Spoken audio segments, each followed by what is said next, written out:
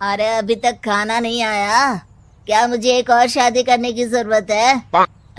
नहीं जी नहीं, ऐसा मत करना, वरना मैं कहाँ जाऊंगी। खाना लेकर मैं अभी आई जी।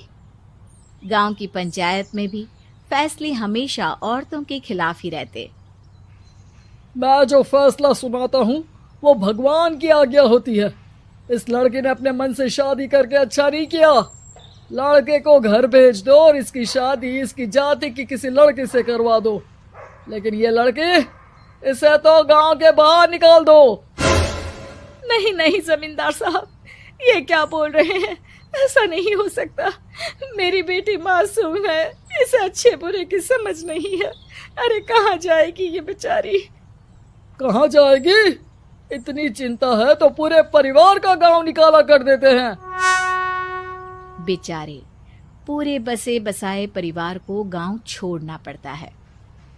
चाहे जो हो, अगर बेटियों को कंट्रोल नहीं कर सकते तो गांव में रहने का कोई मतलब नहीं है। यहाँ औरतों को दब कर रहना होगा। कोई भी अपने हिसाब से कुछ नहीं कर सकता। सब ईश्वर की मर्जी से ही होगा। तभी गांव का एक आदमी दौड़ा दौड़ा आता है। सरपंच साहब, जमींदार साहब, वो कालिया है ना, उसकी बेटी पढ़ने के लिए शहर जा रही है। अच्छा, ये कब हो गया? और कालिया की हिम्मत कैसे हो गई ऐसा करने की? लेकर आओ उसे और उसकी बेटी को। बस फिर क्या था, हाजिर हो जाते हैं कालिया और उसकी बेटी सरपंच के सामने।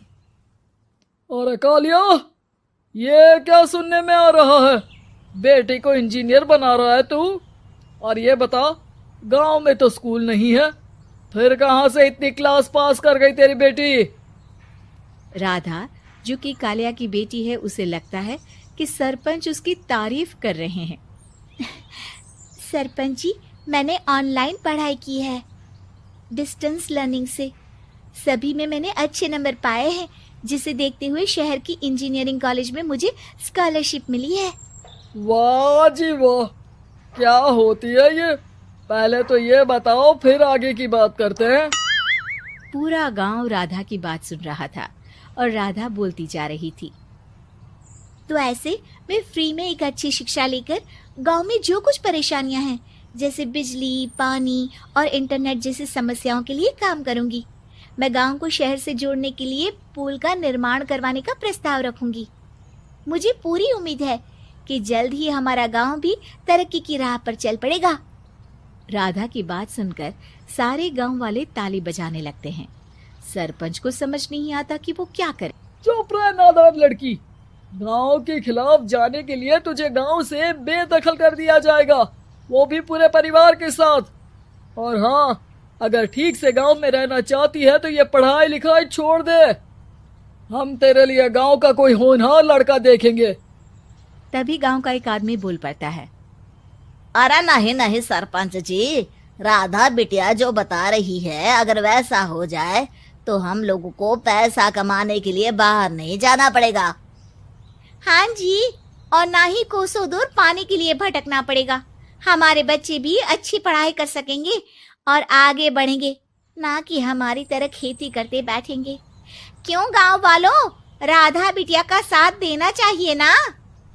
सरपंच देखता है कि गांव राधा के साथ है तो वो चुप हो जाता है।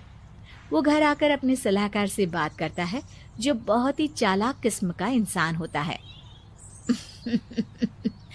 अरे सरपंच साहब, आपको बहुत ही होशियारी से काम लेना पड़ेगा। एक बार गांव तरक्की कर गया, यहाँ के बालक पढ़ लिए तो कोई ना पूछेगा आपको। और फिर ये जो बेटा और बेटी है ना आपके, इनको भी आम लोगों की तरह ही जीवन जीना होगा। हाँ, लेकिन करे तो क्या करे? वो ना आप मुझ पर छोड़ दीजिए, बस मैं जैसा बोलूं करते जाइए। अगले रोज सुबह जब गांव वाले सोकर उठते हैं तो राधा के घर के बाहर और साथ ही वो लोग जिन्होंने राधा का सपोर्ट किया था, उनके घर के आगे लाल रंग से कल आऊंगी लिखा होता है। कल आऊंगी? यह क्या होता है?